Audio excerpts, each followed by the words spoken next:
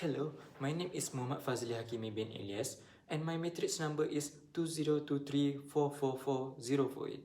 Hi, my name is Nurfati Hidayah binti Kamrul Zaman. My matric number is 2023638056. Hi, my name is Nurlana Nadira binti Azminuddin with the matric number of 2023298256. Hi, my name is Putri Hanania binti Zafni with matrix number 2023444008. So, we will be presenting our topic, which is economic integration. So we will be presenting about economic integration. So what is economic integration?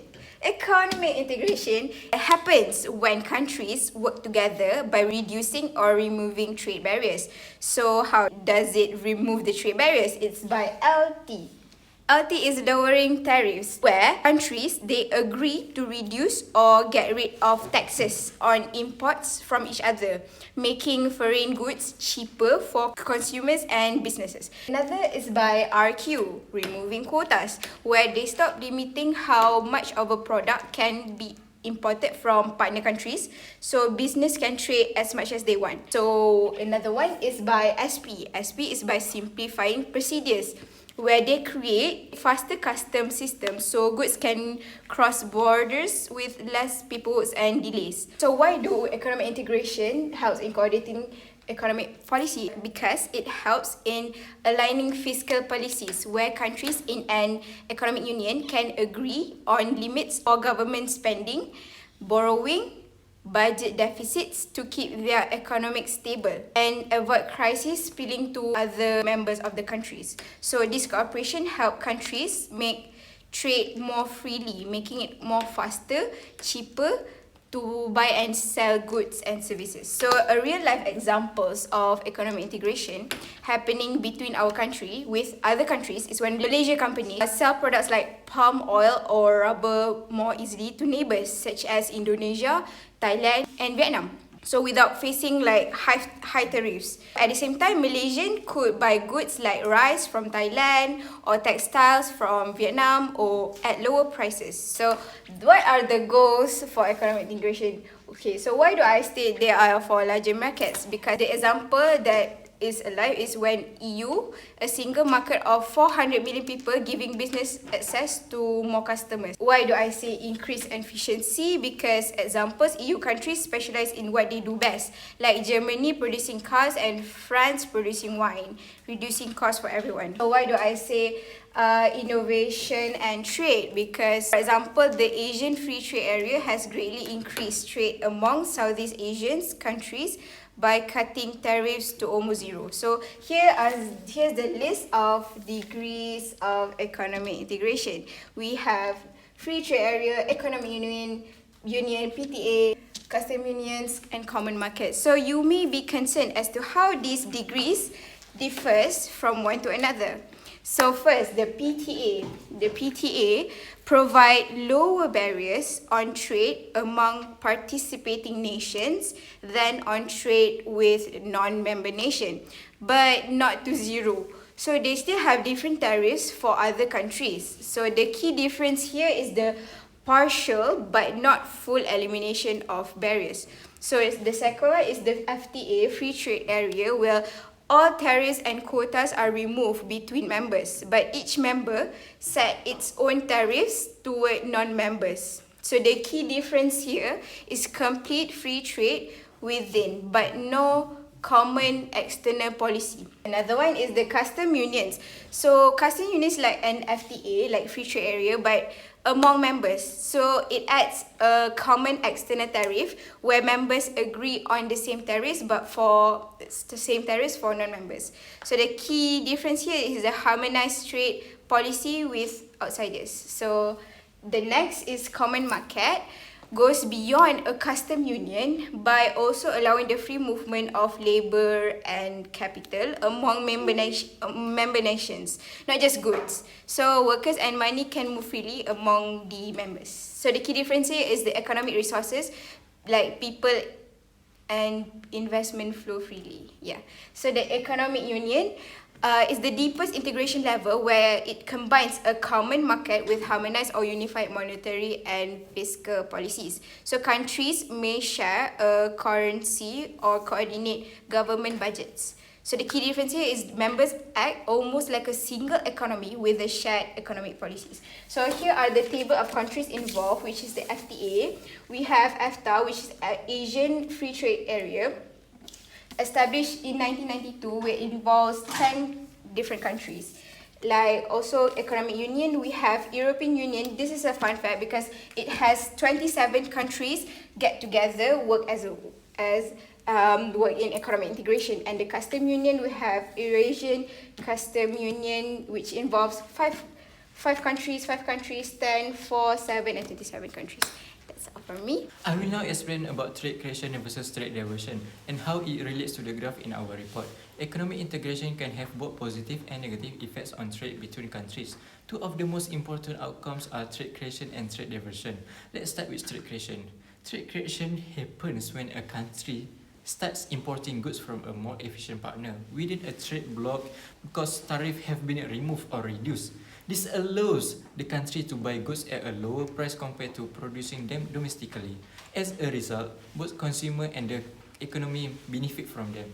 For example, imagine Malaysia used to produce rice at 4 ringgit per kilogram, but after joining Asian Free Trade Agreement, Malaysia can now import rice from Vietnam at 3 ringgit. So instead of producing rice at home, Malaysia imports it at a cheaper price. This increases overall efficiency and welfare. Right now, we move on to the trade creation part. This is the price quantity graph, and here we can see the demand line, and this is the supply in domestic form. Here we can see the partner price FTA is lower than the work price plus tariff. And here you can see the shaded region, which is the pink shaded region representation for the gain from buying cheaper goods from the partner country, and the brown part is the gain from the increased consumption because lower price allow more people to buy. Let's talk about trade diversion. Trade diversion is less ideal. It occurs when a country shifts imports from a more efficient global supplier to a less efficient trade partner, only because the trade agreement gives that partner special tariff benefits. Let me give an example. Suppose China offers Malaysia machinery at 2 ringgit per unit, but since China is not part of the trade bloc, tariff apply. Meanwhile, Indonesia offers the same machinery at 3 ringgit per unit, but with zero tariff under ASEAN. So Malaysia decide to import from Indonesia, even though China is cheaper overall.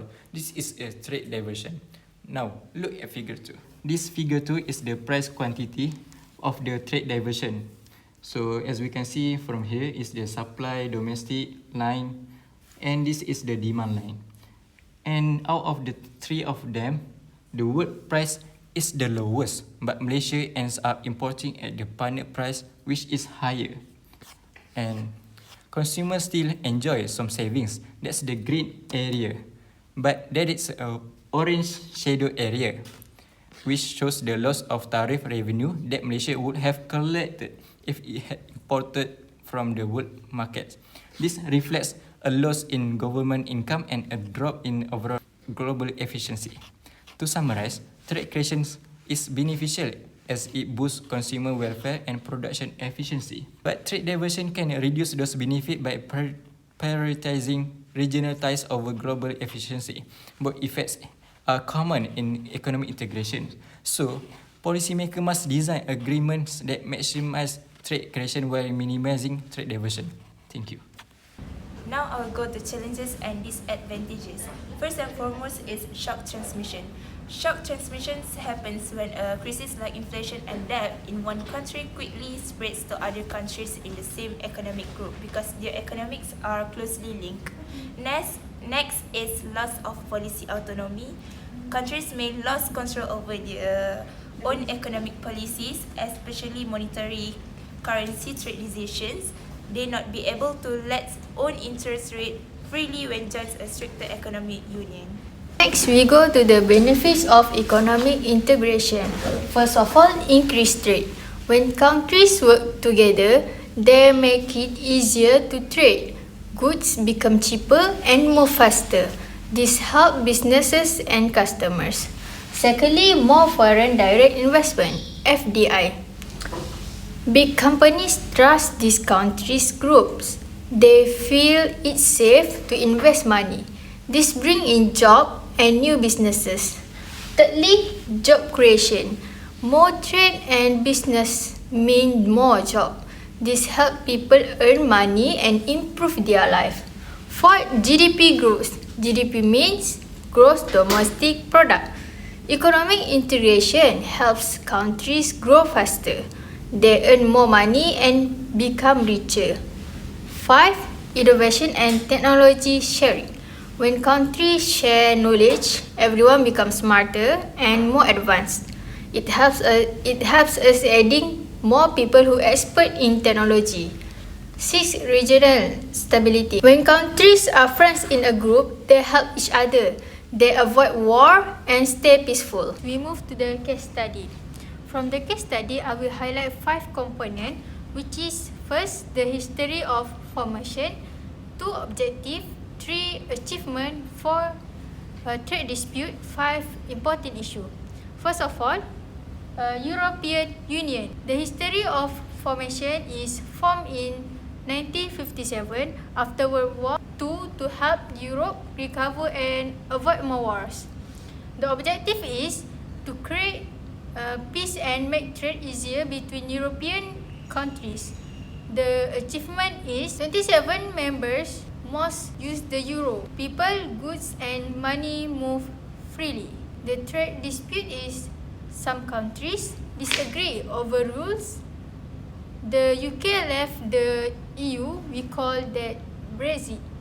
The important issue, not all countries are equally strong.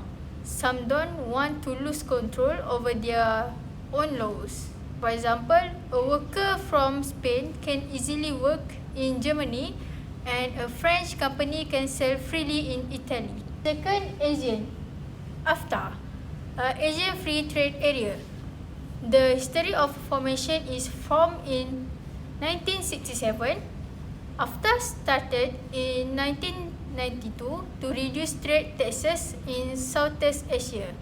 The objective is to increase trade and cooperation between countries like Malaysia and Thailand. The achievement is trade has grown a lot. Members keep their own money and laws but still work together. The trade dispute is sometimes there are small argument over product rules or safety. The important issue is big gap between rich and poor countries.